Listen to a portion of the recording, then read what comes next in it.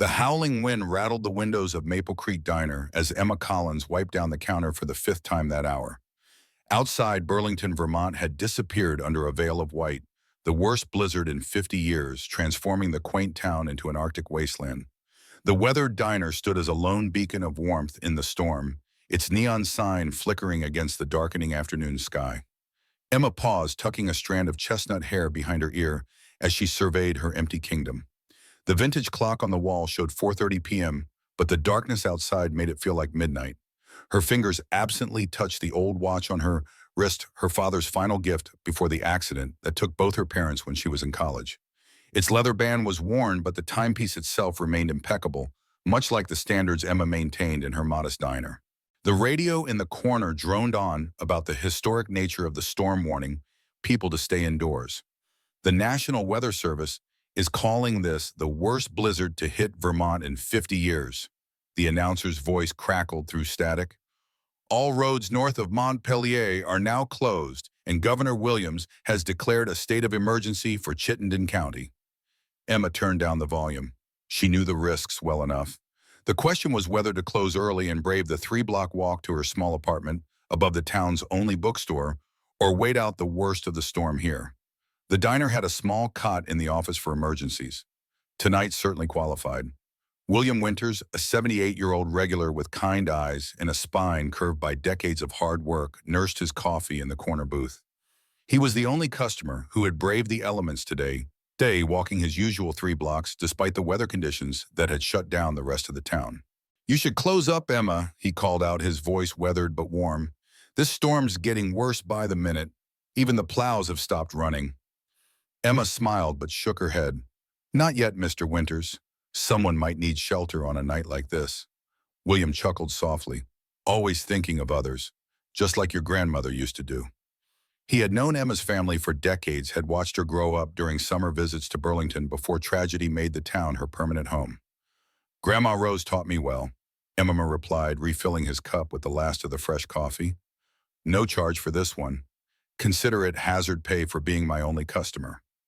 As if summoned by her words, the front door burst open with a violent gust of snow and frigid air. Emma turned, expecting to see the usual plow driver, stopping for coffee, but instead found an elderly woman stumbling through the entrance. She was bundled in a coat far too thin for the weather, silver hair dusted with snowflakes, her face pale with cold. Despite the disheveled appearance, Emma immediately noticed the Irma's handbag clutched in her gloved hands and the glint of a substantial diamond ring signs that this was no ordinary lost traveler. "Oh my goodness!" Emma rushed forward, catching the woman as she swayed. "Are you all right?" "I got lost," the woman murmured, her voice trembling with cold but carrying an unmistakable refinement. "My taxi dropped me at the wrong address. I can't find my son's building in this storm." Emma guided her to the nearest booth. "Mr. Winters, could you turn up the heat? I'll get some hot tea." Within minutes, Emma had wrapped the woman in the emergency blanket she kept under the counter and placed a steaming mug of chamomile tea between her trembling hands. The woman's color slowly returned as warmth penetrated her chilled body. "Thank you, dear." "I'm Catherine Reynolds," the woman said, her blue eyes sharp with intelligence despite her physical fragility. "Emma Collins, you picked a rough day to get lost in Burlington," she replied, sliding into the booth across from her. "Where were you trying to go? Maybe I can help." Catherine sipped her tea, her hands steadying. "My son lives here. Lakeside Manor Apartment 3201. Emma's eyebrows rose involuntarily. Lakeside Manor was the most exclusive address in Burlington, a sleek glass tower of luxury condos overlooking Lake Champlain. Whoever Catherine's son was, he wasn't hurting for money. "That's quite a distance from here, especially in this weather," Emma said gently. "The roads to that part of town might be closed until morning." Catherine's shoulders slumped slightly. "I should have called him first, but I wanted to surprise him." A shadow crossed her face. "It's been 5 years since I've seen him. His birthday is in 3 days. Something in the woman's voice, regret, longing, hope, struck a chord with Emma. She knew about broken relationships and the courage it took to try and mend them.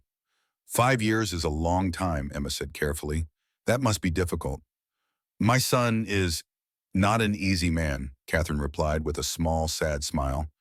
"After his father died, something changed. He built walls, pushed people away. Even me." Her voice softened. Especially me. Mr. Winters rose from his booth, buttoning his coat. I better head home before my street becomes impassable. You ladies stay safe. He nodded to Catherine. You're in good hands with our Emma. Best heart in Burlington. After he left, Emma busied herself making fresh coffee and heating homemade soup for Catherine. The woman's eyes followed her movements around the diner. You own this place? Catherine asked. Emma laughed softly. Just manage it, though. Sometimes I pretend it's mine. She ladled steaming chicken noodle soup into a bowl. I always wanted my own restaurant. It's charming, Catherine said, glancing around at the worn but clean surroundings. The diner had seen better days, but Emma kept it spotless, the red vinyl booths gleaming, the chrome fixtures polished to a shine. It pays the bills, Emma replied, setting the soup before Catherine. And I like the people. Everyone has a story. Catherine studied her with those sharp blue eyes. And what's your story, dear? A smart, thoughtful young woman like you. Shouldn't you be running your own place by now? Before Emma could answer, the radio on the counter crackled with the financial news segment. The announcer discussed market volatility and its impact on tech stocks. Emma reached to turn it off, but not before muttering under her breath about misrepresentation in the quarterly reports of a prominent tech company. Catherine caught the comment, her eyes narrowing with interest. You follow the markets. Emma hesitated, then shrugged. I dabble. Old habit. That wasn't dabbling, dear. That was the analysis of someone who understands financial reporting. Emma's smile faltered slightly. Life took some unexpected turns. She smoothed her apron, avoiding Catherine's gaze. But that's ancient history. The howling wind outside intensified and the diner's lights flickered ominously. Emma glanced at the window, now completely opaque with snow. The weather report had warned this would be the worst storm in decades, but it was exceeding even those dire predictions. I should call my son, Catherine murmured. He'll be worried if he checks his security cameras and sees I've not made it to his building. Emma raised an eyebrow. Security cameras? Michael is cautious about his privacy, Catherine explained. He has the building notify him of visitors. Emma handed her the diner's landline. Cell service is spotty in storms like this. Use this. Catherine dialed, her expression anxious. After several rings, she sighed. Voicemail again. She left a brief message explaining where she was, then handed the phone back to Emma. He's probably in a meeting. Michael practically lives at his office. What does he do? Emma asked, helping Catherine to a more comfortable position in the booth. He runs Reynolds Innovations, Catherine replied, a mixture of pride and sadness in her voice. Created software that revolutionized supply chain management.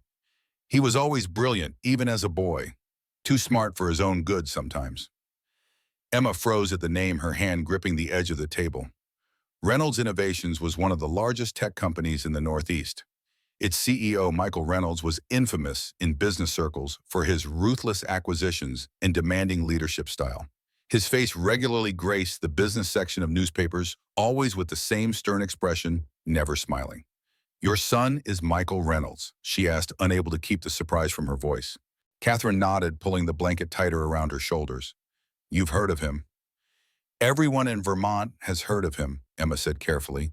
She didn't add that most of what she'd heard wasn't flattering. Ruthless, cold-hearted, impossible to work for.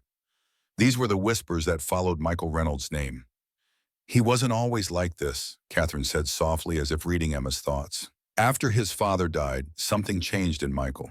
Success became his only measure of worth. The lights flickered again, longer this time, and Emma moved to check the circuit breaker. I hope the power holds.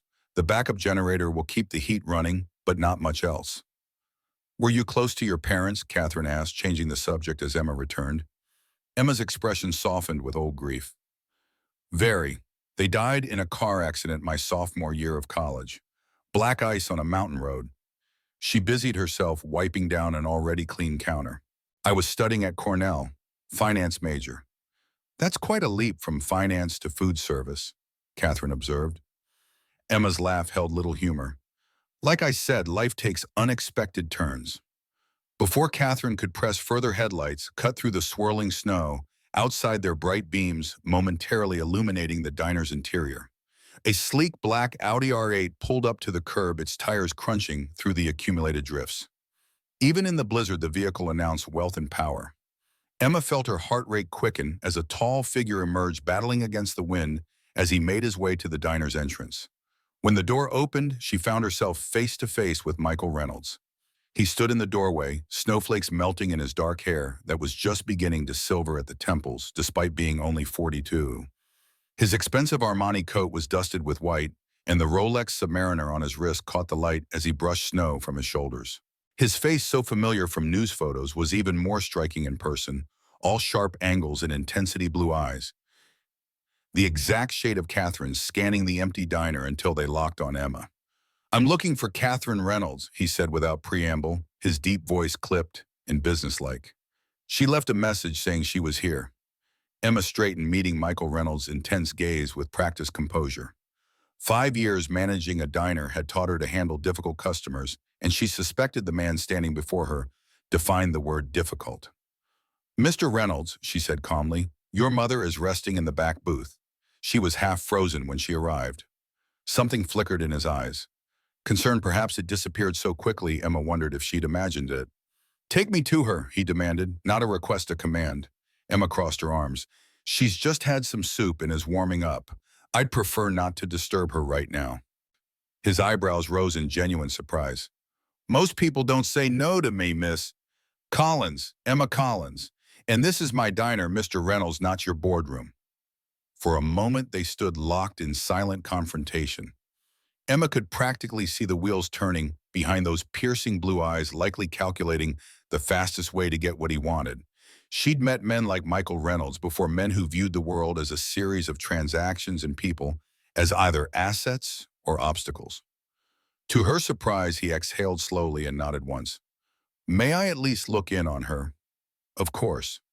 Emma softened slightly. Despite his arrogance, he had driven through a blizzard to find his mother. That counted for something. She led him across the diner to where Catherine dozed in the corner booth, wrapped in blankets. Color returned to her cheeks. Michael's expression remained unreadable as he gazed at his sleeping mother. "She was trying to surprise you," Emma explained quietly. "Got lost in the storm. She said it's been 5 years since you've seen each other." "She didn't tell me she was coming," Michael replied, his voice equally low. "Families are complicated," Emma offered simply. "You have no idea," he murmured. A sudden crack of thunder sounded outside, startling them both. Lightning illuminated the diner for a brief second, and then the lights flickered once, twice, and died. Darkness engulfed them, broken only by the faint glow of emergency lights. "Perfect," Emma muttered, navigating her way behind the counter with the ease of someone who knew every inch of the space. She located a flashlight and clicked it on its beam, illuminating the sudden tension on Michael's face. "The backup generator should kick in for essential systems," she explained, "but the main lights are out until power's restored." "Do you need help?" Michael asked, already removing his expensive coat. Emma's flashlight beam caught his movement. Well, the CEO knows how to roll up his sleeves." "I wasn't born in a boardroom, Miss Collins," he replied dryly, revealing a tailored shirt that probably cost more than Emma's monthly rent. "Could have fooled me," she murmured. "Check the breaker panel by the back door while I find candles." 15 minutes later, they had established a warm pocket of light in the center of the diner. The gas stove still worked, providing both heat and cooking capability. Emma had lit hurricane lamps and candles, creating islands of golden light that transformed the humble space into something almost magical. Michael returned from checking on Catherine, who remained sleeping soundly. "Good." Emma handed him a steaming mug of fresh coffee. "The generator's running, the essential systems and space heaters in the back. We won't freeze, at least." Their fingers brushed during the exchange, and Emma felt an unexpected jolt of awareness. In the candlelight, Michael Reynolds looked less like the ruthless businessman she'd heard about, and more like a man, one with remarkable bone structure and eyes that reflected the flickering flames with hypnotic intensity. "Thank you," he said quietly, "for taking care of my mother." The sincerity in his voice caught Emma off guard. Anyone would have done the same. No, they wouldn't. His gaze was direct, searching. Most people would have called the emergency services and washed their hands of responsibility. You gave her your office, made her soup, tucked her in like she was family. Emma looked away, uncomfortable with his scrutiny. "I like your mother, and she reminds me of my grandmother." They sat in silence for a moment, the howling wind outside making the warmth inside feel all the more precious. Michael's attention turned to the radio, which had switched to a discussion of a controversial merger in the tech industry. You turned it down quickly earlier, he observed. Not a fan of financial news. Emma tensed slightly. Just background noise for an empty diner. Michael took a slow sip of his coffee, his eyebrows lifting in apparent surprise at the quality. This is excellent. I get the beans from a small co-op in Colombia, Emma replied, relaxing slightly at the change of subject. They practice sustainable farming and pay their workers fairly. You know your coffee. It's my job to know. Michael set down his mug, studying her with renewed interest. And you also happen to know about quarterly financial reports and tech stocks. Emma's expression closed off. I hear things. Customers talk. Interesting customers you must have discussing the subtleties of financial misrepresentation in tech earnings reports. The way he said it, casual but pointed, made Emma realize he'd heard her earlier comment to the radio. She felt exposed, as if he'd glimpsed a piece of her carefully hidden past. Who were you before this, Emma Collins? Michael asked suddenly. Before diners and soup and small-town hospitality. The question hung between them, heavy with implications. Emma's posture subtly shifted, spine straightening, chin lifting unconsciously, reverting to the boardroom posture she'd once perfected. Someone who learned the hard way that not all successful men have integrity, she replied finally, her voice soft but steel-edged. Now, if you'll excuse me, I should check our supplies. It might be a long night. As she turned away, Michael caught her wrist gently. The touch sent another current between them, this one charged with something deeper than mere physical awareness. I've offended you, see, he said, releasing her immediately when she stiffened. That wasn't my intention.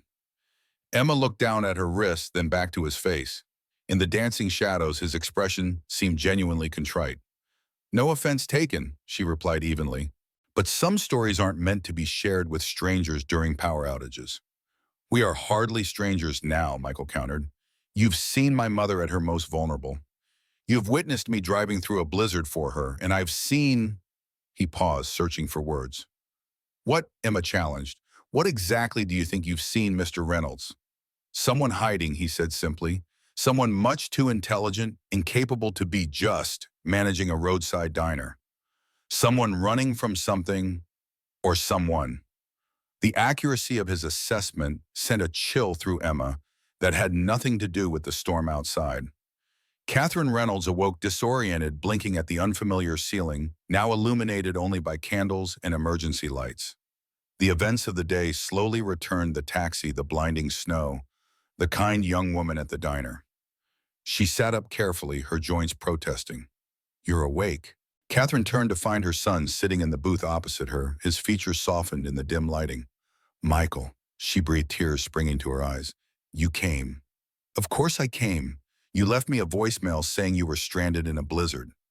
His tone was measured, but Catherine could hear the concern beneath it. I wanted to surprise you for your birthday, she said, reaching for his hand across the table, half expecting him to pull away as he always did. To her surprise, he allowed the contact. 43 is an important year. My birthday isn't for 3 days, he said, without the coldness that had characterized their interactions in recent years. I know, I thought we might need time to talk before celebrating. Catherine squeezed his fingers. I've missed you, Michael. Something flickered in his eyes, the same vulnerability she remembered from when he was a boy, quickly shuddered behind practiced control. The roads are closed, he said, instead of addressing her comment. We'll have to stay here tonight. Miss Collins has been very accommodating. Emma, Catherine smiled. She's a remarkable young woman, isn't she? So capable. Michael's expression shifted subtly. There's something unusual about her. She doesn't fit here. Not everyone belongs where life has placed them, Catherine replied softly. You taught me that. Before Michael could respond, Emma appeared with a tray bearing fresh tea and more soup. I thought I heard voices. How are you feeling, Catherine? Much better, dear, and so happy to see my son. You've been very kind to my mother, Michael said, standing. What do I owe you for your trouble? Emma's expression cooled. Nothing. Contrary to what you might believe, Mr. Reynolds, not everything has a price tag. Catherine glanced between them, sensing tension. Emma, please call him Michael. And Michael, stop trying to throw money at every situation. The poor girl offered shelter, not services. Emma suppressed a smile at Catherine's frank assessment. It's fine. Mr. Reynolds and I have already established our differing perspectives. Have we? Michael raised an eyebrow. I thought we were just getting acquainted. Semantics, Emma replied with a dismissive wave. Catherine, there's a small staff room upstairs if you'd like to rest more comfortably. The bathroom is down the hall if you need it.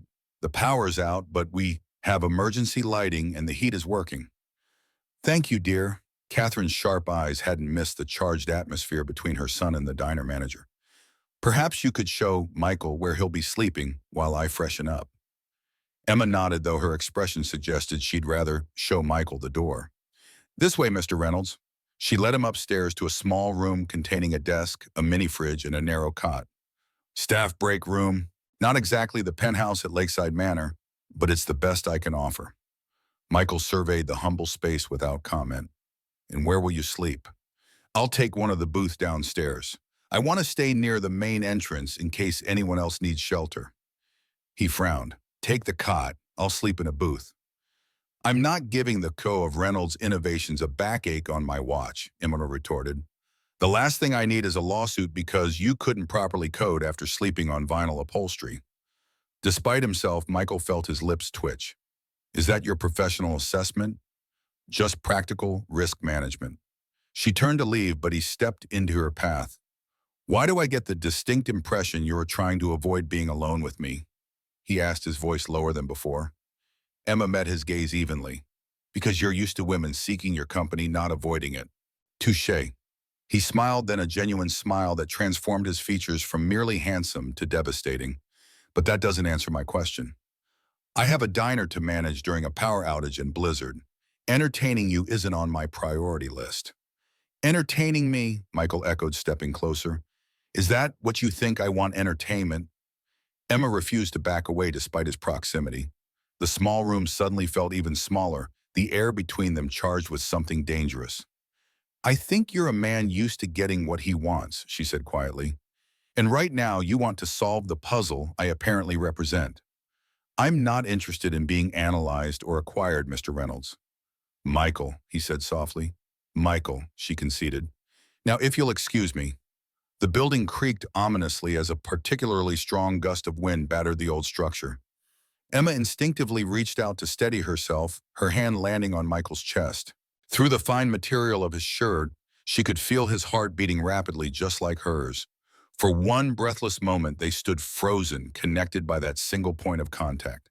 Emma became acutely aware of his height, the subtle scent of his cologne, the warmth radiating from his body in the chilly room. She pulled away, first clearing her throat. I should check the generator. Downstairs, Emma found Catherine arranging blankets in one of the booths. You don't have to do that, she protested. Nonsense, I'm not an invalid. Catherine smoothed the blanket with practiced hands. Besides, it gives me something to do while you and my son circle each other like wary cats. Emma felt heat rise to her cheeks. I don't know what you mean. Of course you don't. Catherine's smile was knowing. He's difficult, my Michael. Life made him that way, but there's a good heart underneath all that armor. Mrs. Reynolds. Catherine, please. Catherine, and whatever you think you observed between your son and me, I assure you it's nothing. We're strangers who happen to be trapped by a storm. Fate has interesting methods, Catherine replied cryptically. Now tell me more about yourself, Emma. What brought you to this charming little diner? Emma busied herself adjusting candles. It's not an exciting story. I disagree, came Michael's voice as he descended the stairs. I think it's probably very exciting. Emma shot him a warning glance. Your mother needs rest, not my life history. Actually, Catherine interjected, what I need is food. I'm starving. Grateful for the diversion, Emma headed to the kitchen. I can make sandwiches. The gas stove still works if you'd prefer something hot. Allow me to help, Michael offered, following her before she could object. In the kitchen, Emma pulled ingredients from the refrigerator. Make yourself useful and slice the bread. To her surprise, Michael rolled up his sleeves and did as instructed. He handled the knife with unexpected skill, cutting even slices from the artisan loaf. You've done that before, she observed. I worked in a deli through college, he replied. At her startled look, he added, did you think I was born a CEO? Honestly, yes. Michael laughed, a rich sound that transformed his face again. My father was a plumber. My mother was a nurse. I grew up in a two-bedroom house in Rochester and worked every summer from age 16. Emma handed him tomatoes to slice. So how did you become... She gestured vaguely at his expensive watch and tailored shirt. The heartless corporate titan, he supplied dryly. Your words, not mine. I created an algorithm that revolutionized supply chain management while still in grad school. Built a company around it. Made some good decisions, some brutal ones. He deftly arranged the tomato slices on the bread. The rest is business history. And somewhere along the way you stopped speaking to your mother, Emma added softly. Michael's hands stilled. That's a complicated situation. Family usually is. Emma turned to the stove, stirring a pot of soup she'd set to warm. You're not close with yours? He asked, moving beside her to help. Emma kept her eyes on the pot. My parents died when I was in college. Car accident. I'm sorry. The simple words held genuine sympathy. It was a long time ago, she said, reaching past him for bowls, her arm brushing his. Again, that unsettling awareness flared between them. And after college, Michael pressed gently, where did Emma Collins go before she arrived at this diner? Emma ladled soup into bowls with precise movements. New York. Finance. It didn't work out. Wall Street. Michael's interest sharpened. Which firm? Does it matter? It matters because you are running from something, Michael said quietly.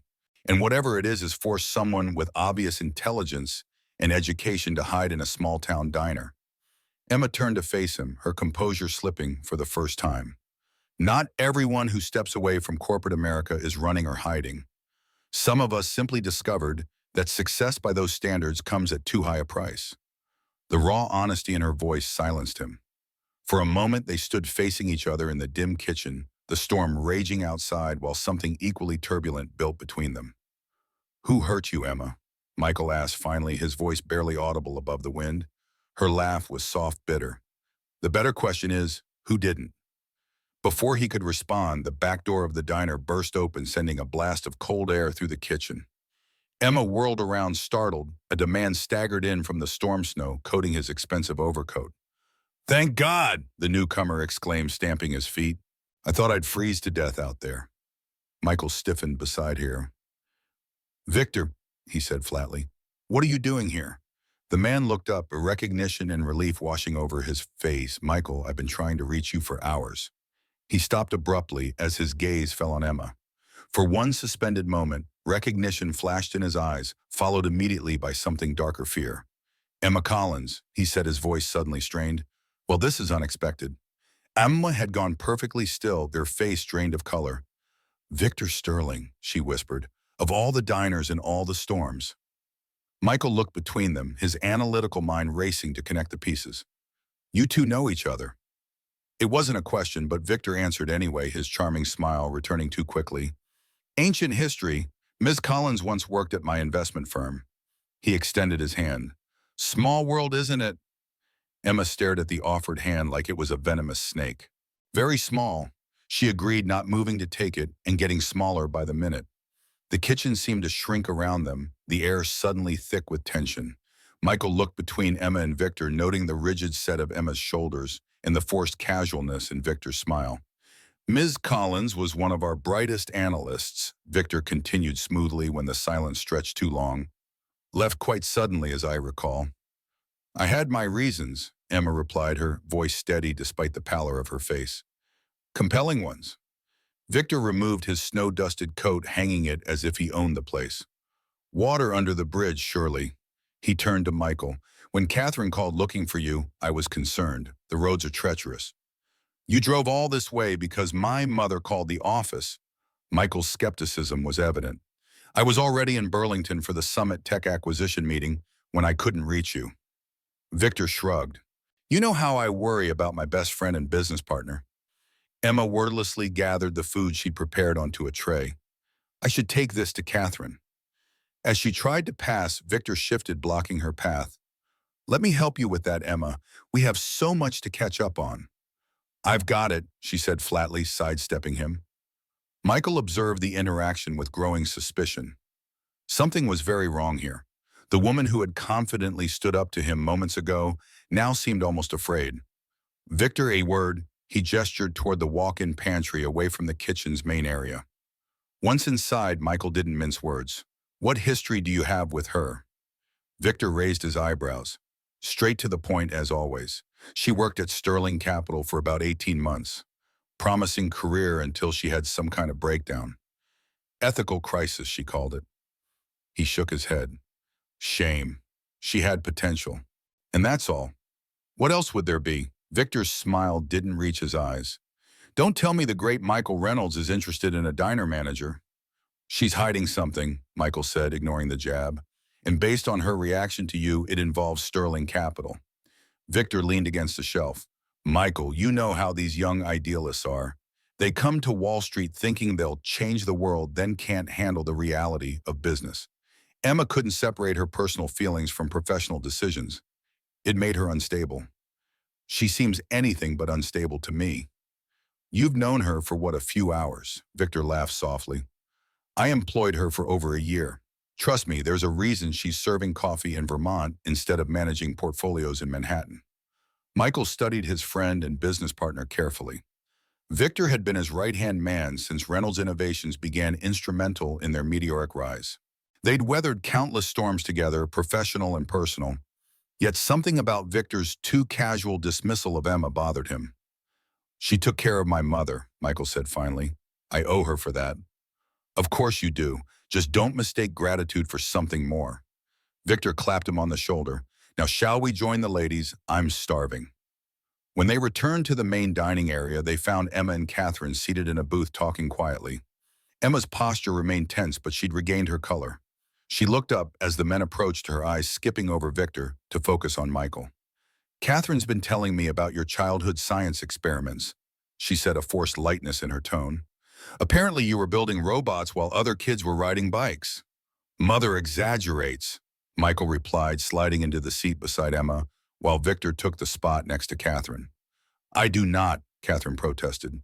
You rewired the entire basement when you were 12. Nearly burned the house down. That was one time, Michael said, the corner of his mouth lifting. Victor reached for a sandwich. Michael was always ahead of the curve. It's what makes him such a brilliant CEO, willing to take calculated risks that others avoid. Even when those risks affect people's lives. Emma asked her questions seemingly innocent, but with an undercurrent that made Michael look at her sharply. Business always affects lives, Victor replied smoothly. The trick is focusing on the greater good rather than individual sentimentality. And who decides what that greater good is? Emma pressed. Those with the vision and authority to make such decisions, Victor answered. Wouldn't you agree, Michael? All eyes turned to him. Michael considered his response carefully, aware of the sudden weight his words carried in this strange tableau. I believe in ethical business practices, he said finally. Profit without principle is ultimately unsustainable. Emma's expression remained neutral, but he caught a flicker of surprise in her eyes. Noble sentiments, Victor remarked, though sometimes difficult to apply in practice, as Emma discovered. He turned to her. How long have you been in Burlington? It must be, 3 years now? 4, she corrected, her jaw tight. 4 years, Victor echoed thoughtfully. Amazing how time flies. You know, Michael, Emma was involved in an interesting situation before she left Sterling Capital. Perhaps she's told you about it. The subtle threat in his tone was unmistakable. Emma set down her spoon, her knuckles white. Victor, she said quietly, don't. Catherine, sensing the rising tension, intervened. I'm feeling rather tired. Perhaps we could continue this conversation tomorrow. Of course, Emma agreed, quickly standing. Let me refresh your blankets. As Emma helped Catherine back to the office, Victor leaned toward Michael. She hasn't told you, has she? Told me what? Why she really left New York? Victor shook his head. I'm not surprised. It's not something she'd be proud of. Stop dancing around it, Michael demanded. What happened? Victor studied him for a moment. She accused Sterling Capital of fraud, claimed we were manipulating market data, misleading clients. Tried to take her evidence to the SEC. Michael frowned. And were you? Victor looked genuinely offended. Of course not. We were cleared of all allegations, but by then the damage to Emma's reputation was done. No firm on Wall Street would touch her after that kind of betrayal, so she ran to Vermont. Can you blame her? She tried to destroy the company that gave her every opportunity. Victor's expression softened to concern. Look, I'm not telling you this to speak ill of her. I'm telling you because we're on the verge of the biggest acquisition of our careers. The Summit Tech deal will triple Reynolds Innovations' market value if nothing derails it. What does Emma have to do with Summit Tech? Probably nothing, Victor conceded. But timing is everything. We can't afford any complications. Before Michael could respond, Emma returned. The sight of her head held high despite the obvious strain around her eyes made something twist in his chest. Catherine is settled, she announced. I've made up a couple more beds in case the storm brings other strays. Victor stood, straightening his suit. I should check in with the office. Is there anywhere I might make a private call? The storage room has the strongest signal, Emma replied tonelessly. After Victor departed, an uncomfortable silence fell between them. Michael watched Emma methodically clearing dishes, her movements precise but mechanical. Were you planning to tell me, he asked finally. She didn't pretend to misunderstand. About Victor. It didn't seem relevant until he walked through that door. About your allegations against his company. Emma's hands stilled. She turned to face him, her expression carefully composed. So he shared his version of events. He says you accused Sterling Capital of fraud, that the allegations were investigated and dismissed. Is that all he said? She asked, a bitter smile touching her lips. Should there be more? Emma studied him for a long moment. Would it matter if there were? Victor Sterling is my friend and business partner. I'm just the woman who happened to shelter your mother during a storm. The distance in her voice bothered him more than it should have. I prefer to form my own judgments. Based on what you barely know me, Michael. I'm a good judge of character. So was I once. She turned back to the dishes. Look how that worked out for me. Michael stepped on closer, invading her base until she was forced to face him again. Tell me your side. Why, so you can decide which of us is lying. She shook her head. I don't need to justify myself to you. Damn it, Emma. He caught himself lowering his voice. I'm trying to understand. No, you're trying to protect your business interests. Her eyes flashed with sudden anger. Victor made sure to mention your big acquisition, didn't he? Warned you that I might be a complication. Michael's silence confirmed her suspicion. That's what I thought. She moved to step around him, but he caught her arm. What did you find at Sterling Capital? He asked quietly. For a moment it seemed she might tell him. Then the back door opened again as Victor returned, his timing impeccable as always. Sorry to interrupt, he said, though his smile suggested he was anything but sorry. Michael, I need to speak with you about the Summit situation. Something's come up. Emma pulled her arm from Michael's grasp. I should check the generator anyway. As she disappeared into the back, Victor handed Michael his phone. You should see this email that just came through. Michael scanned the message, his expression hardening. This data can't be right. That's what I thought, but I've triple-checked the figures. Victor took the phone back. Summit Tech's valuation was inflated. If we'd gone through with the acquisition at the agreed price, we'd have overpaid by millions. At best, Michael finished grimly. At worst, we could have been accused of knowingly engaging in securities fraud. We dodged a bullet, Michael. How did you find this? One of our analysts caught it. Pure luck. Victor ran a hand through his hair. But it makes me wonder how many other deals might have similar issues lurking in their financial reports. Michael frowned, his mind racing through implications. We need to overhaul our due diligence process. Exactly my concern, Victor hesitated. There's something else.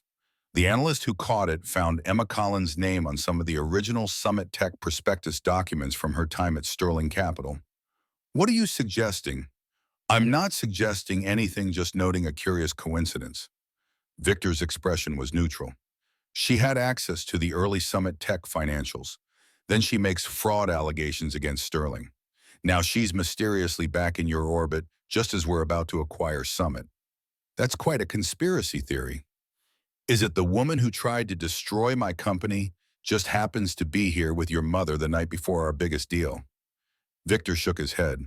I don't believe in coincidences that convenient. Michael wanted to dismiss Victor's suspicions, but years of business instinct kept him from doing so outright. Emma Collins was hiding something. That much was clear, and the timing was indeed suspicious. I'll talk to her, he decided. Get to the bottom of it. Just be careful, Victor warned. She's convincing. Trust me, I learned that the hard way. When Emma returned, she found the two men huddled in conversation.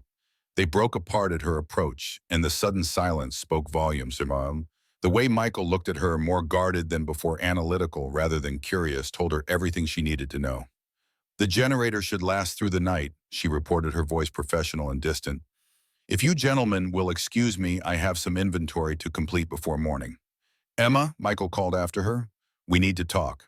She paused, not turning around. I think your business partner has said everything that needs saying, Mr. Reynolds. The formality stung. You haven't told your side. Would it make a difference? She glanced back, her smile sad. Some battles aren't worth fighting twice. Later that night, as the storm howled outside, Michael found himself unable to sleep on the narrow cot.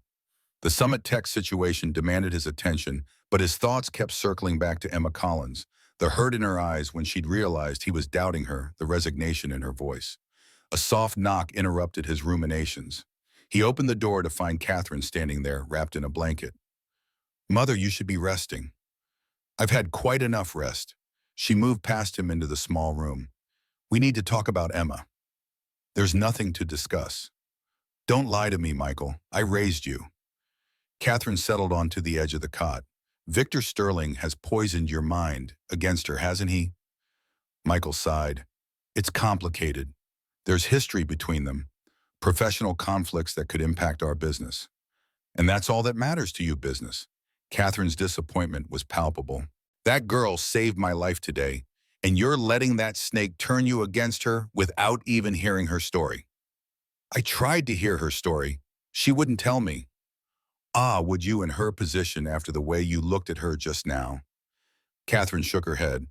I may be old, Michael, but I know a good soul when I meet one, and I know when my son is making a terrible mistake. What would you have me do? Dismiss legitimate business concerns because she was kind to you? I would have you remember that not everyone is motivated by profit and power. Catherine rose with dignity. Your father would be disappointed to see what you've become. The words hit Michael like a physical blow. Before he could respond, a commotion downstairs drew their attention. Stay here, he instructed, heading for the stairs. In the main dining area, he found Emma confronting Victor, their voices low but intense. You have no right, she was saying, fury evident in every line of her body. No right to come here and threaten me again. Threaten I'm simply having a friendly conversation about old times. Victor's smug smile vanished when he noticed Michael. There you are. Michael and I were just reminiscing. It didn't sound like reminiscing, Michael observed coldly. Mr. Sterling was just leaving, Emma announced, arms crossed defensively across her chest. Apparently the storm has cleared enough for travel. Victor shrugged. The plows came through. Roads to the north are passable now. He collected his coat. Michael, we should leave too. The Summit situation requires our immediate attention. Summit? Emma repeated the word like ice on her tongue. Of course it all makes sense now. Something in her expression made Michael pause. What do you know about Summit Tech? Before she could answer, Victor interrupted. Michael, this is hardly the time or place. We have a crisis to manage. It was Summit, wasn't it? Emma's gaze never left Michael's face. That was what I found. The fraud at Sterling Capital. It involves Summit Tech. Victor's face hardened, his charm evaporating like snow on a hot engine. You're delusional, he snapped. Michael, we need to leave now. But Michael didn't move, his eyes locked on Emma's. Explain. Emma straightened, years of suppressed fury and vindication coursing through her veins. 3 years ago, I discovered irregularities in Summit Tech financial reports while working at Sterling Capital. Multiple reports systematically altered to inflate their value. When I brought my concerns to management, her gaze flicked to Victor. I was told to adjust my findings. She's lying, Victor interjected. Summit Tech financials were thoroughly vetted. By whom? Emma challenged. The same team you instructed to falsify data, the same analysts who mysteriously all received promotions after I was discredited. Michael held up his hands, silencing Victor's retort. Continue, he told Emma. She drew a steadying breath.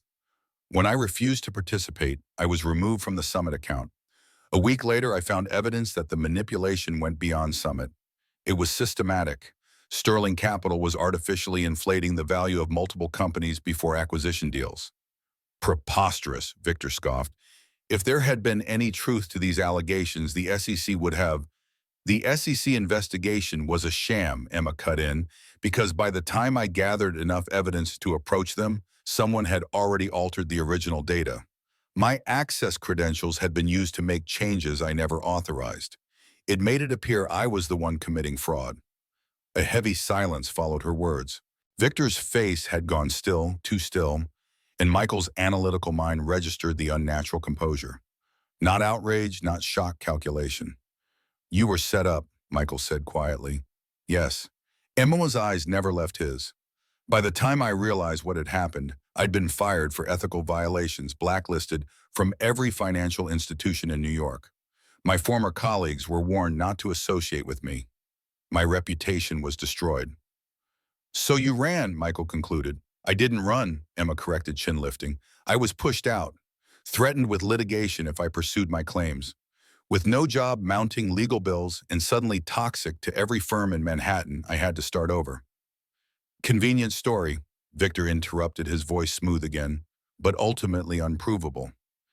You destroyed the evidence, Emma retorted, but you didn't get all of it. Victor went very still. What do you mean? Emma's smile was cold. Insurance policy. Before my access was revoked, I made copies. You're bluffing, Victor said, but his face had paled slightly. Am I? She turned to Michael. The Summit acquisition you're pursuing what made you suddenly question their valuation tonight? Michael's expression revealed nothing. Data inconsistencies, specifically, revenue projection, anomalies, discrepancies between reported earnings and actual cash flow. Emma nodded. The same issues I flagged 3 years ago, I'm guessing. Only the numbers are probably worse now because they've had years to compound the fraud. Catherine had appeared at the base of the stairs, watching the confrontation with concern. Michael, she called. He didn't turn. It's all right, Mother. Go back to bed. No, Catherine said firmly, approaching. I don't think it is all right, not if what I'm hearing is true. Victor recovered his composure, assuming his most reassuring smile. Mrs. Reynolds, I assure you this is just a misunderstanding. Son Collins has a personal vendetta. Young man, Catherine interrupted, I was married to a plumber for 40 years. I know what integrity looks like, and right now I don't see it in you. Victor's smile froze. With all due respect, enough. Michael's voice cut through the tension. Victor, did you know about the Summit fraud? There was no fraud, Victor insisted. Just aggressive accounting practices common in. Did you know? Each word fell like a hammer. For the first time, Victor looked uncertain. You're not seriously taking her side. After everything we've built together, she's nobody. Michael, a failed analyst who couldn't handle the pressure of real business. Answer the question. Victor's expression hardened. Fine. Yes, I knew Summit was cooking their books. Everyone knew. It's how the game is played. We would have fixed it after acquisition restructured their reporting, and no one would have been the wiser. Except the shareholders who would have paid an inflated price, Emma pointed out. The employees who would have lost jobs in the restructuring, the pension funds invested in both companies. Collateral damage, Victor dismissed. The kind of casualties Michael has never hesitated to accept in pursuit of growth. Isn't that right, partner? Michael's expression remained impassive, but Emma saw something shift in his eyes. Regret, perhaps, or recognition. You said you have evidence, Michael asked Emma, ignoring Victor's attempt to implicate him. I do. Not here, obviously. It's in a safe place. Alleged evidence, Victor corrected, which conveniently can't be produced right now. I don't need to produce it right now, Emma replied evenly. Just explain what it contains. The original Summit reports emails directing analysts to alter data. The access log showing my credentials being used while I was demonstrably elsewhere. She turned to Michael. Do you want to know how deep it goes? How many other acquisitions were based on fraudulent data? She's lying, Victor insisted, a hint of desperation entering his voice. Michael, we've been friends for 15 years, partners. I've stood by you through everything. Are you really going to throw that away based on the word of this This waitress, manager, Emma corrected automatically. Michael remained silent, weighing, evaluating. Emma could almost see the calculations happening behind his eyes. Loyalty versus truth, friendship versus integrity, the empire he'd built versus the foundation it stood on. Think about what you're doing, Victor warned. If she takes this public, it won't just be me who falls. Reynolds Innovations has been involved in every major deal Sterling Capital has structured for the past decade. Your reputation, your company. Stop. Michael's voice was quiet but final. You're making my decision easier with every word, Victor. Catherine moved to stand beside Emma, placing a supportive hand on her arm. The simple gesture of solidarity brought unexpected tears to Emma's eyes. Victor looked between them in disbelief. You can't be serious, Michael. Everything we've built was built on fraud, apparently. Michael's face had hardened to granite. Get out. You'll regret this, Victor hissed. When your stock plummets and the lawsuits start. I said get out. Michael stepped forward, his heightened presence suddenly intimidating. Now, before I call the authorities and have this conversation in front of witnesses with badges. For one tense moment, it seemed Victor might refuse. Then with deliberate calm, he straightened his coat. This isn't over, he said quietly, not by a long shot. After Victor stormed out, the diner fell into heavy silence. Emma realized she was trembling, adrenaline and relief and lingering fear coursing through her veins. I should check if he's actually left, she murmured, needing a moment alone to compose herself. Let him go, Michael replied, still watching the door. We have bigger concerns now. Catherine squeezed Emma's arm gently. I'll make us some tea. This seems like a conversation that needs tea. When Catherine had bustled off to the kitchen, Michael finally turned to face Emma. His expression was unreadable. You've had this evidence for 3 years, he said. Why didn't you use it? Emma sank into a booth, suddenly exhausted. I tried. No one would listen. Victor had thoroughly discredited me, and Sterling Capital had resources I couldn't match. Then there were the threats. What threats? At first, just professional ones, then more personal. She looked down at her hands. One night, someone broke into my apartment. Nothing was taken, but my files were clearly searched. The next day, I received a photo of my parents' graves with a message, some things should stay buried. Michael's jaw tightened. Victor, I never found proof, but the timing was persuasive. She looked up, meeting his eyes. So I left, started over, tried to build a quiet life where no one from that world would find me. Until tonight, Michael said softly. Until tonight, she agreed. He slid into the booth across from her. I need to see this evidence. Why, so Reynolds Innovations can contain the damage. The bitterness in her voice was unmistakable. So I can do the right thing, Michael corrected quietly. Emma studied his face, looking for deception. And what is the right thing in your estimation? I don't know yet. His honesty was disarming.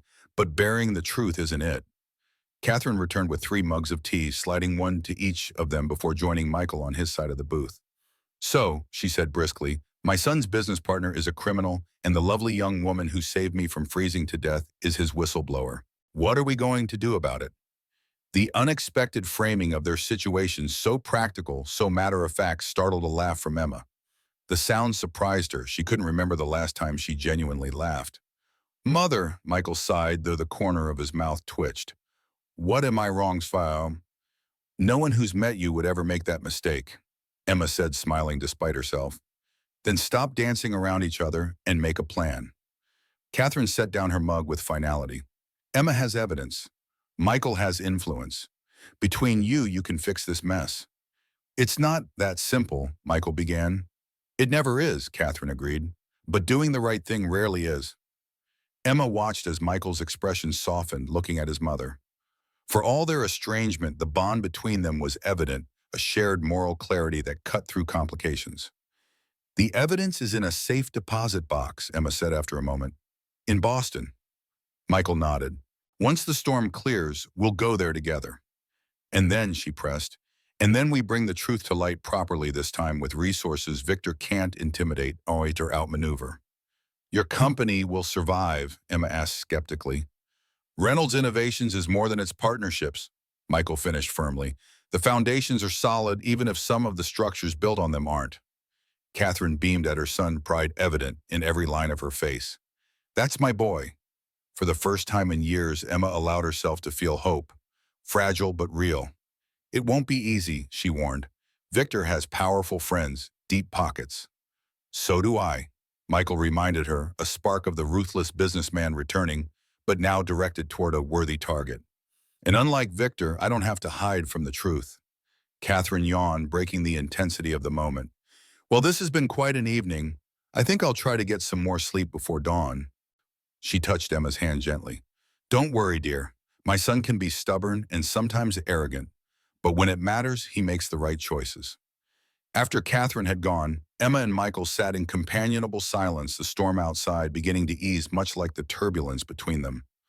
I'm sorry I doubted you, Michael said finally. You had reason to, Emma acknowledged. Loyalty to friends is admirable even when misplaced. Not at the expense of truth. He reached across the table, his hand covering hers, or justice. The warmth of his touch, the sincerity in his eyes made something shift inside Emma, a wall beginning to crumble, a door long closed starting to open. Why are you helping me? She asked softly. You could have left with Victor, protected your company, your reputation. Perhaps I'm tired of being the ruthless CEO everyone expects. His thumb traced gentle circles on her wrist. Or perhaps I found something more important than quarterly projections in market share in a small-town diner during a blizzard. She smiled skeptically. Stranger things have happened. His answering smile transformed his face, warming his eyes. My mother would say it was fate. And what would Michael Reynolds say? He considered her question seriously. That sometimes we need to get lost to find what we're really looking for. Outside, the first pale light of dawn began to illuminate the snow-covered landscape. The storm had passed, leaving behind a world transformed, pristine, unblemished, full of new possibilities. Much like the feelings taking root between them, the morning sun cast long shadows across the snow-blanketed landscape as Michael Reynolds guided his Audi R8 along the freshly plowed highway toward Boston. Emma sat beside him in the passenger seat, her eyes scanning the rearview mirror every few minutes while Catherine dozed in the back, wrapped in a cashmere travel blanket. 3 hours had passed since Victor Sterling had stormed out of Maple Creek Diner, and Michael harbored no illusions about what his former partner was doing now. Victor would be mobilizing resources, calling in favors, doing everything in his power to contain the threat Emma Bayham and her evidence posed. The thought that Victor might succeed kept Michael's foot heavy on the accelerator. There's a black SUV that's been behind us since Burlington, Emma said quietly, her eyes still on the mirror. 3 cars back, tinted windows. Michael glanced in the rear view. I noticed. Could be nothing. Or it could be Victor's people. We'll find out soon enough. Michael changed lanes abruptly, taking an exit that wasn't part of their route. The SUV followed. Not nothing. Emma confirmed, her voice steady despite the implication. Michael's jaw tightened as he accelerated, taking another sudden turn onto a service road. Mother, he called over his shoulder, you might want to wake up and hold on. Catherine stirred. What's happening? We have company, Michael replied, his focus on the road as he executed a series of rapid turns designed to lose their tail. Victor's people, Catherine asked, surprisingly calm for a woman in her 70s being driven at high speed by her son. Looks that way. Emma answered, bracing herself against the dashboard as Michael swerved sharply onto a narrow side street. Where did you learn to drive like this? Emma asked as Michael maneuvered the sports car with precision that spoke of more than just good reflexes. A ghost of a smile crossed his face.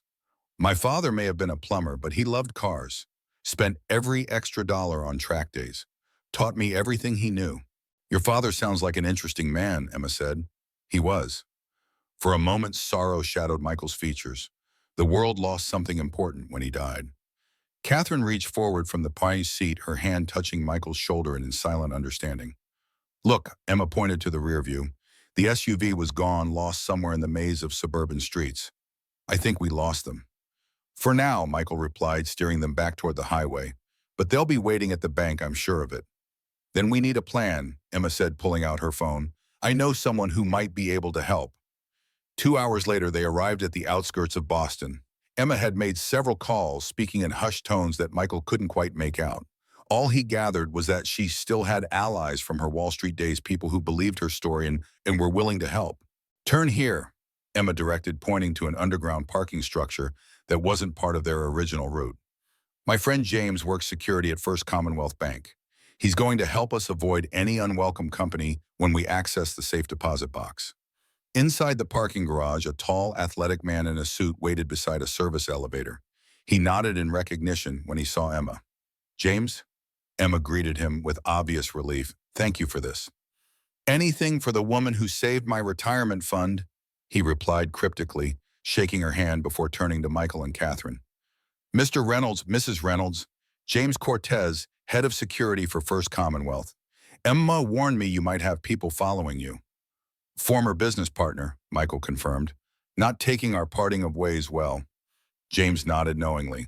Financial world's a shark tank. This way, please. He led them through a service corridor that connected the parking structure to the bank's back offices, bypassing the main entrance entirely. My office first, James said, ushering them into a small, functional room dominated by security monitors. Let me check the main floor. He typed commands into his keyboard, and the monitors displayed various angles of the bank's lobby and exterior. There, Emma pointed to a screen showing 3 men in dark suits lingering near the safe deposit box area. Victor didn't waste any time. Friends of yours? James asked dryly. Former colleagues, Emma replied. Not the friendly kind. James studied the monitor. I count 5 of them total, 2 outside, 3 inside, professional types. Private security, Michael surmised. Victor employs ex-military contractors for sensitive matters. James raised an eyebrow. Sounds like your former partner plays rough. You have no idea, Emma murmured. So how do we get to the safe deposit box without them knowing? Catherine asked, practical as ever. James smiled. That's where I come in. Emma's box isn't in the main vault. It's in our executive client section, separate entrance, separate security. I can get you there without them seeing. Will that work? Michael asked Emma. What about identification requirements? I set this up carefully, Emma explained. The box is registered to Emma Robinson, my mother's maiden name. I have the ID to match. She pulled out a driver's license that bore her photo but a different name. Michael looked impressed despite himself. You really did think of everything. When your life is destroyed once you learn to prepare for the world, she replied simply. James led them through another series of corridors, eventually arriving at a discreet suite marked Executive Client Services. Blom, inside a single bank officer, greeted them with professional courtesy, accepting Emma's alternative identification without question after a confirming nod from James. Minutes later, they were alone in a private viewing room, the safe deposit box open before them. Emma's hands trembled slightly as she lifted the lid. This is everything, she said, removing a waterproof document case. Every piece of evidence I could salvage before they lock me out of the system. Michael helped her spread the contents across the table. There were financial statements, internal emails, access logs, and, most damning of all, the original Summit Tech reports showing the unaltered figures alongside the manipulated ones. My God, Michael breathed as he examined the documents. This is systematic fraud on a massive scale. 7 companies, Emma confirmed, all acquired by various firms after Sterling Capital inflated their value. 3 of them by Reynolds Innovations. Michael felt sick as he recognized the names of companies his firm had purchased at Victor's recommendation over the past 5 years. I knew these deals seemed too good to be true. He muttered more to himself than to the others. But I trusted Victor. He was very convincing, Emma said without judgment. That's how he rose so high so fast. Catherine, who had been silently examining some of the emails, looked up. There's something else here. These acquisition targets, they weren't random, were they? Emma shook her head. They all had one thing in common. Each company held patents or technologies that created a strategic stranglehold on their respective markets when combined under one owner. Market manipulation, Michael realized. Not just fraud in the acquisitions, but creating artificial monopolies afterward. Which is why the SEC should have investigated more thoroughly, Emma said bitterly. But Victor has friends in high places. Not anymore. Michael promised, gathering the documents carefully. Not after we're done. As James escorted them back to their car through the service corridors, Michael's phone vibrated with a text message. He glanced at it, his expression darkening. What is it? Emma asked. Victor, Michael replied grimly. He's called an emergency board meeting at Reynolds Innovations. 3 hours from now. He's making his move, Emma said. Trying to get ahead of us poison the well. Then we better not keep them waiting, Michael said, his voice hardening with resolve. James, thank you for your help. We need to get back to New York immediately. Be careful, James warned, his eyes on Emma. Men like Sterling don't take threats lightly. Neither do I, Michael assured him, placing a protective hand on Emma's back as they walked to the car. The drive to New York was tense, the evidence secured in a briefcase on Emma's lap. Michael made numerous calls, mobilizing his legal team and closest allies on the board of directors. Catherine mostly listened occasionally, offering insights from her decades of observing the corporate world as the wife and mother of businessmen. Victor will try to frame this as a personal vendetta, she predicted. He'll say Emma is manipulating you, that she doctored the evidence. Let him try, Michael replied, his voice cold with determination. The documents speak for themselves. It's not just the documents they need to believe in, Emma cautioned. It's you. These people have worked with Victor for years. They trust him. And they've worked with me even longer, Michael reminded her. When it comes down to it, Reynolds Innovations is my company, not Victor's. I've actually suspected something wasn't right with some of our acquisitions for a while, Michael confessed, surprising both women. About 8 months ago, I quietly asked our finance team to review previous deals, but Victor always managed to divert resources or delay the investigations with seemingly legitimate reasons. I should have pushed harder. You suspected, Emma looked at him with new respect. I noticed patterns in the financials that didn't quite add up, he explained. But I let myself be convinced they were normal market fluctuations. Sometimes we see what we want to see. As they neared Manhattan, Michael made one final call to the FBI's Financial Crimes Division. It was time to take this beyond corporate politics. What Victor had done wasn't just unethical, it was criminal. The Reynolds Innovations headquarters dominated a prime corner of Manhattan's financial district, 60 stories of gleaming glass and steel reaching toward the sky. As their car pulled into the executive parking garage, Emma felt a flutter of anxiety. It had been years since she'd set foot in a corporate boardroom, and the last time hadn't ended well for her. You don't have to come up, Michael told her, sensing her apprehension. You could wait here with Mother. Emma straightened her shoulders. I've been running from Victor Sterling for 4 years. I'm not hiding now. Catherine smiled approvingly. Courage suits you, dear. The executive elevator whisked them to the top floor, where Michael's assistant waited, her professional composure, slipping just enough to show her concern. They're all here, she informed Michael. Mr. Sterling arrived 30 minutes ago. He's been meeting privately with board members. Thank you, Jennifer, Michael replied calmly. Please have security on standby. Jennifer's eyes widened slightly, but she nodded without question. The boardroom fell silent when Michael entered, Emma and Catherine at his side. Victor sat at the far end of the table in what was normally Michael's chair, flanked by 2 men Emma recognized as Sterling Capital attorneys. The 12 members of the Reynolds Innovations Board occupied the remaining seats, their expressions ranging from confusion to outright hostility. Michael, Victor began smoothly. I'm glad you could join us. We were just discussing some concerning developments. I'm sure you were, Michael replied, his voice steady as he placed his briefcase on the table. But before we continue, you're in my seat, Victor. A tense moment passed before Victor smiled tightly and moved to an adjacent chair. It was a small victory, but a significant one. The power dynamic in the room shifted perceptibly. Board members, Michael addressed the group, I apologize for the unusual circumstances of this meeting. As you've no doubt been told, there's a situation involving Sterling Capital that affects Reynolds Innovations. Michael interrupted Barbara Chen, the longest-serving board member. Victor has made some disturbing allegations about Ms. Collins here. He says she's a disgruntled former employee with a vendetta against Sterling Capital and by extension against our company. That's one version of events, Michael acknowledged. Now I'd like to present another with evidence. For the next hour, Michael and Emma laid out the case, methodically presenting the documents from the safe deposit box alongside Reynolds Innovations' own records. The board listened in growing disbelief as the scope of the fraud became clear. These acquisition targets were systematically overvalued, Michael explained.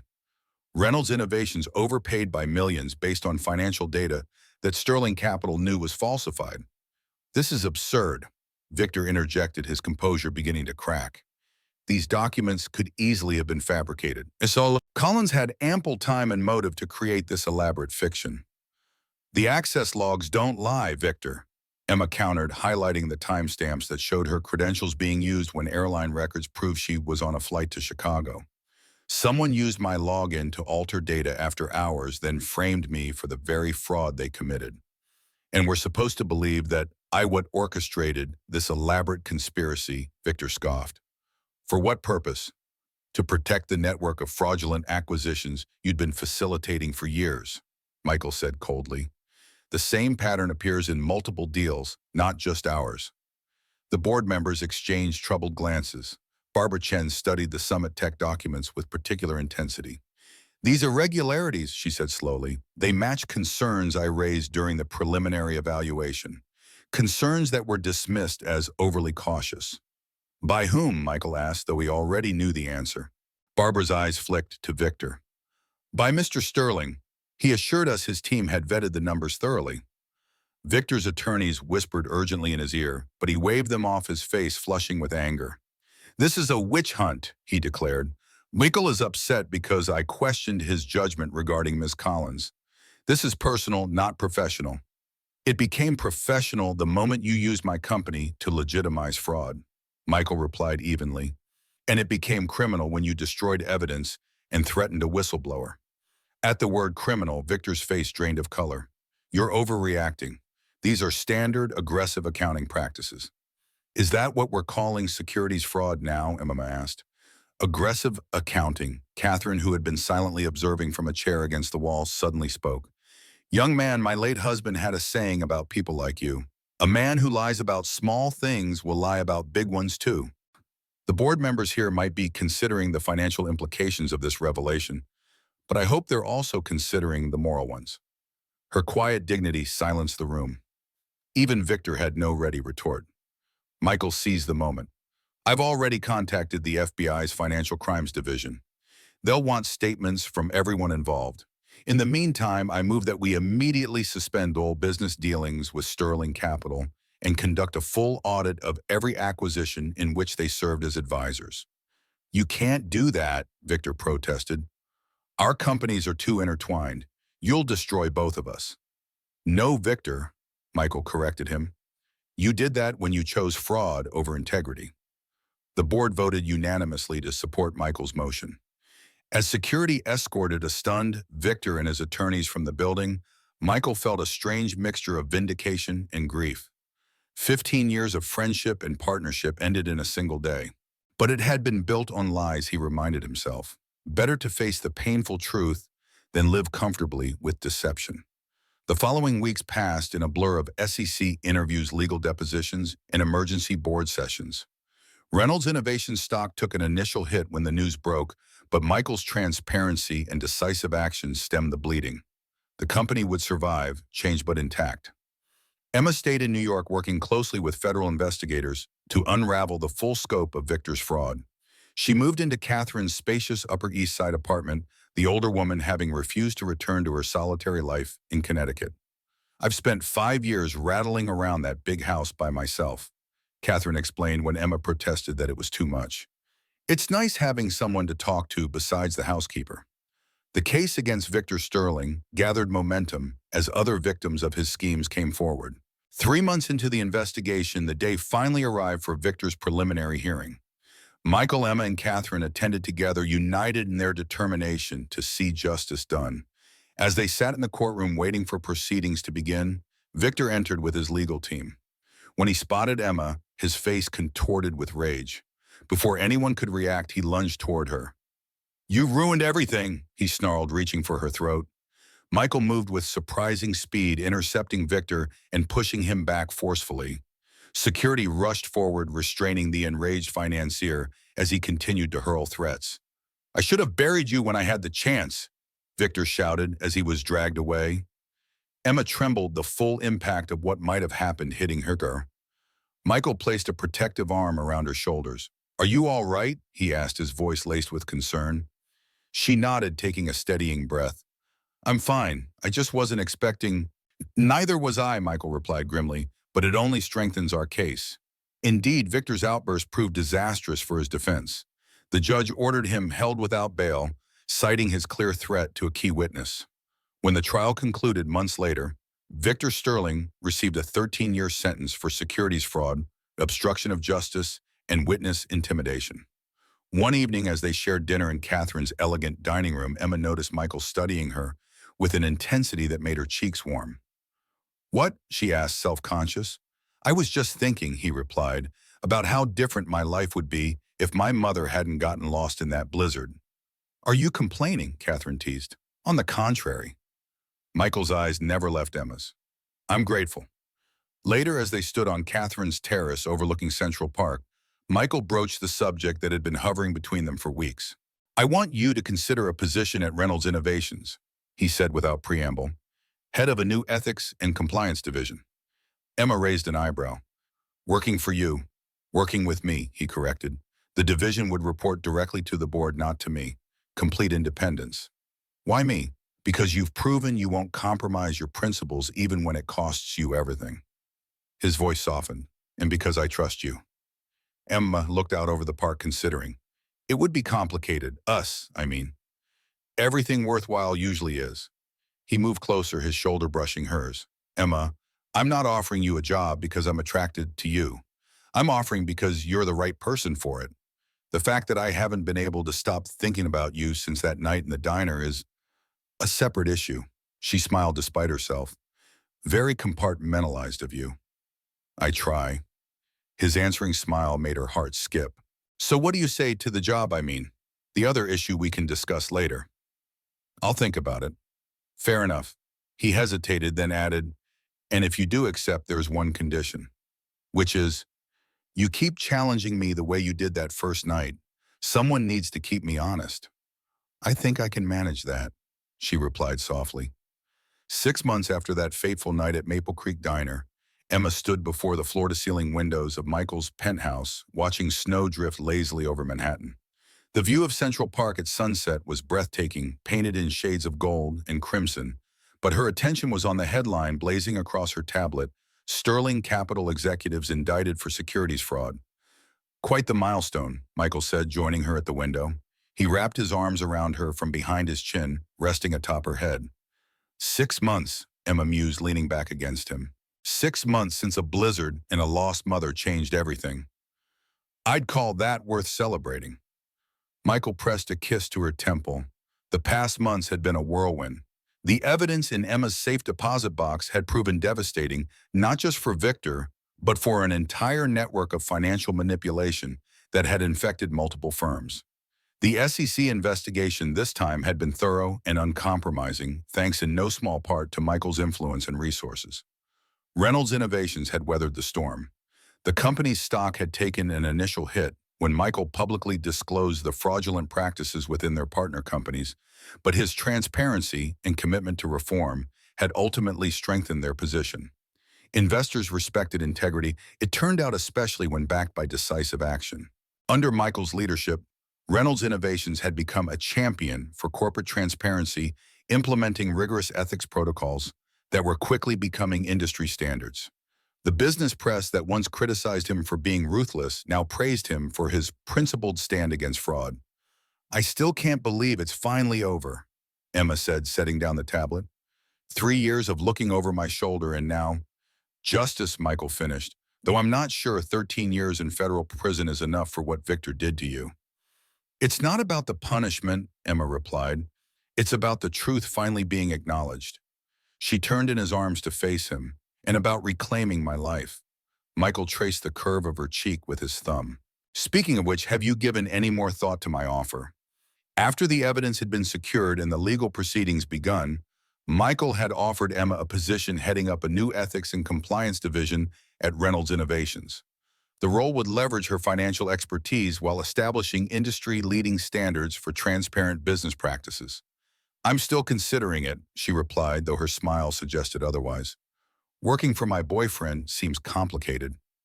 "Then make it uncomplicated." Michael suggested, his tone casual despite the sudden intensity in his eyes. "How exactly would I do that?" "Marry me instead." Michael pulled a small velvet box from his pocket. Then I'd be working for my wife, not the other way around. How do you figure that? Emma asked, her voice unsteady as he opened the box to reveal a stunning emerald ring set in platinum. Because you'd own me, heart and soul. His usual confidence wavered slightly. You already do. Emma looked up from the ring to his face, seeing vulnerability there she once thought impossible from the ruthless CEO she'd first met. This is sudden. Is it 6 months of 14-hour days rebuilding my company's ethical framework, together learning to trust again, both of us falling asleep going over SEC, testimony, and waking up in each other's arms? His smile turned wry. Mother says we've been married in all but name since the night of the blizzard. Your mother, Emma Lafayette, is a romantic meddler. My mother, Michael corrected, is never wrong, especially about what's good for me. Emma took the ring box from his hands, studying the emerald. Why not a diamond? Because you're not conventional. You're rare, valuable, and the exact color of your eyes when you were about to challenge me on something ridiculous I've said in a meeting. His smile softened. Also, diamonds remind you of Wall Street, and I wanted something that only reminded you of us. You've thought this through, she said, impressed, despite herself. I'm thorough, he agreed, then added with uncharacteristic uncertainty. Emma, you haven't answered me. She looked up at him, at this man who had transformed from the cold, ruthless AEO to someone who fought for truth and justice alongside her, who had risked his company and reputation to do what was right, who looked at her now not as a conquest or an asset, but as an equal someone to build a life with. Before I answer, she said carefully, I need to know something. If I say yes, am I accepting a job as well as a proposal? Because I'm not sure. The job offer is separate, Michael interrupted. Accept it, decline it, counteroffer. That's business. This, he gestured to the ring, is personal. The only merger I care about right now.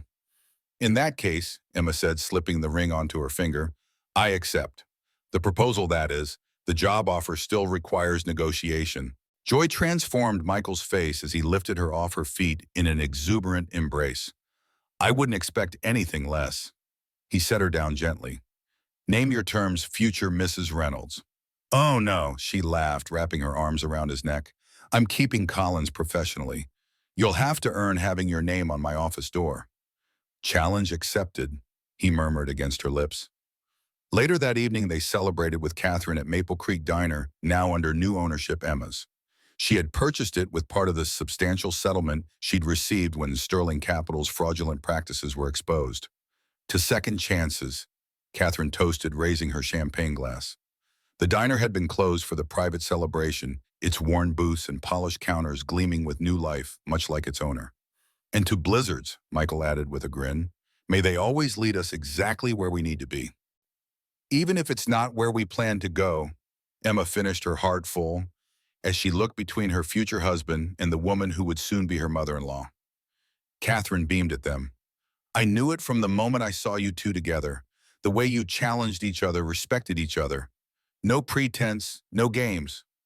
Mother, Michael warned good-naturedly, what I'm allowed to be smug. Catherine's eyes sparkled with mischief. He needed someone who saw the man behind the CEO. And you, my dear, needed someone who would stand beside you in the fight, not run from it. As if on cue, the bell above the diner door jingled. They turned to see William Winters, their first customer, from the night of the blizzard, entering with a small wrapped package. Hope I'm not interrupting, he said, approaching their booth. Just heard the news about the engagement and wanted to drop this off. You're always welcome, William, Emma assured him, accepting the gift. Inside was a beautiful hand-carved wooden snowflake. Made it myself, William explained, to remember how it all started. It's perfect, Emma said, genuinely touched. After he left, Michael examined the delicate carving. We should have a winter wedding. Come full circle. In the diner, Emma teased. Why not? Catherine chimed in. It would be uniquely yours. I was joking, Emma protested. I'm not, Michael said thoughtfully. Not entirely. Not about the winter part, at least. There's something poetic about finding our future in the season that brought us together. Emma considered the idea, warming to it despite herself. December, she decided, but not in the diner. The lakeside then, Michael suggested, with the mountains in the background. Cold, Catherine observed. We'll keep each other warm, Michael said, his eyes never leaving Emma's. 1 year later, as December snow dusted the shores of Lake Champlain, Emma Collins became Emma Collins Reynolds in an intimate ceremony witnessed by their closest friends. Catherine, radiant in silver blue, dabbed at tears as they exchanged vows beneath an arch of winter roses and pine boughs. "When I first met you," Michael said, his voice carrying clearly across the hushed gathering, "you challenged everything I thought I knew about success, about worth, about what matters. You stood your ground when it would have been easier to run. You chose truth when lies would have been safer." He squeezed her hands. "I promise to be worthy of that courage every day of our lives together." "When I first met you," Emma replied, her smile teasing, despite the tears in her eyes, "I thought you were the most arrogant man I'd ever encountered." Laughter rippled through the audience. "I wasn't wrong," she continued, "but I discovered that your arrogance was matched by your integrity once you found it again. Your determination by your compassion, your ambition by your capacity for love." Her voice softened. "I promise to remind you of those qualities whenever the world tries to make you forget them again." As they sealed their vows with a kiss, snow began to fall, gentle, pristine flakes that glittered like diamonds in the winter sunlight. A perfect circle, Catherine would later say, a story written in snow and second chances. At the reception, Emma found herself momentarily alone, watching Michael across the room as he laughed with friends. She thought of the journey that had brought them here, from a desperate whistleblower and a ruthless CEO to partners in every sense. "Penny, for your thoughts." Catherine appeared at her side, resplendent in her mother-of-the-groom finery. "Just reflecting on how different my life might have been if you hadn't gotten lost in that blizzard," Emma replied, linking her arm through the older woman's. Catherine's eyes twinkled. "Who says I was lost?" Emma stared at her. "You mean sometimes," Catherine said with a mysterious smile, "a mother knows exactly what her son needs even when he doesn't. You planned it getting stranded at my diner." "Planned is a strong word. Let's say I created an opportunity. The blizzard was just fortunate timing." She touched Emma's hand gently. "I'd been researching Michael's business dealings for months. I found articles mentioning your whistleblowing case against Sterling Capital, though most painted you as the villain. But I recognized the truth when I read between the lines. I knew you were exactly what my son needed. Someone who valued integrity over profit. The taxi driver was very well compensated, I assure you." Before Emma could respond, Michael joined them, sliding his arm around his new wife's waist. "What are you two conspiring about?" "Your mother was just explaining." "How happy I am that you found each other," Catherine interrupted smoothly. "A perfect match, as if fate itself arranged it." "You're a meddling mother," Emma murmured, though her eyes danced with amusement. "What was that, dear?" Catherine asked innocently. "Nothing," Emma laughed, leaning into Michael's embrace. "Just agreeing about fate." As they moved to the dance floor for their first waltz, as husband and wife, Michael pulled her close. "You look like you're keeping a secret," he observed. Emma smiled up at him, snowflakes catching in her lashes. "I'll tell you someday, when we're old and gray and still arguing about ethics violations in board meetings." "Promise," he asked, spinning her beneath the twinkling lights. "Promise," she agreed, rising on tiptoe to kiss him. Outside, snow continued to fall, covering Burlington in a fresh blanket of possibility, a reminder that sometimes the most perfect endings begin with unexpected storms and the courage to shelter someone in need. In the center of the reception table sat Williams, a hand-carved snowflake, now framed in silver, next to a weathered men's watch. John Reynolds' watch, which Michael had worn every day since his father's death.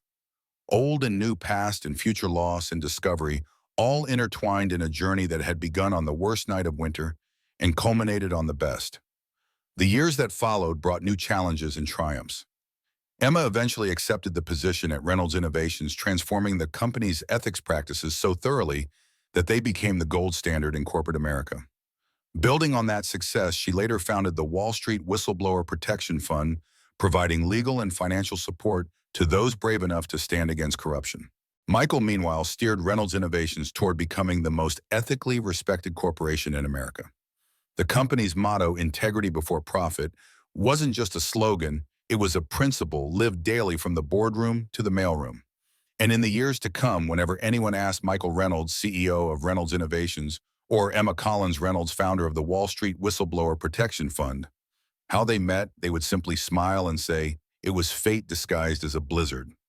Catherine, of course, would just wink and say nothing at all.